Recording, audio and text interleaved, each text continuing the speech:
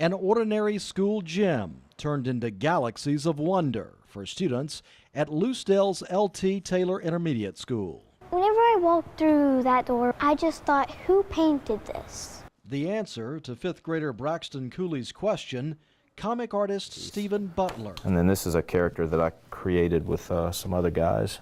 For the last 30 years, Butler's characters have come to life on paper. I guess it's a job, but it's more of a lifestyle, I guess. Butler grew up in George County and has stayed near his childhood home where his creative touch was born.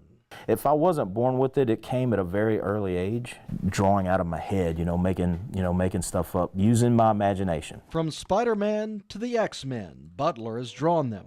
The character he's illustrated the most, Sonic the Hedgehog. You could get a lot of, we call it squash and stretch. You can really stretch the characters and make them really exaggerated. The more I drew the character, the more I really enjoyed it. I think about things in terms of story because that's what I do for a living. That's kind of how I see the world. It didn't take long for Butler to come up with a story based on me. News man.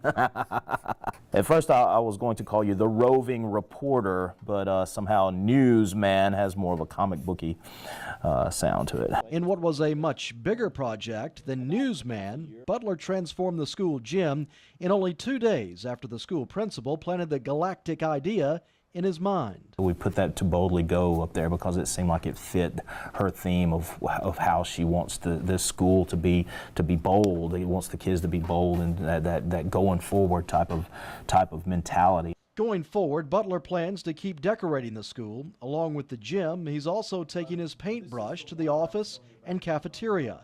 Now other students and teachers are taking his example and running with it, bringing many of the classrooms and halls to life.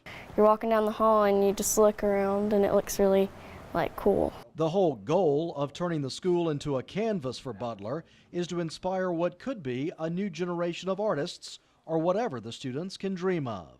If they see something like this come to fruition, maybe they'll think, hey, if this guy can do it, maybe I could do it as well. Butler is always thinking about his next creation and next story, and he's not planning on stopping anytime soon. I know that this gift is meant to be shared with the world. It's a paying it forward type of thing, and that's one of the things that excites me.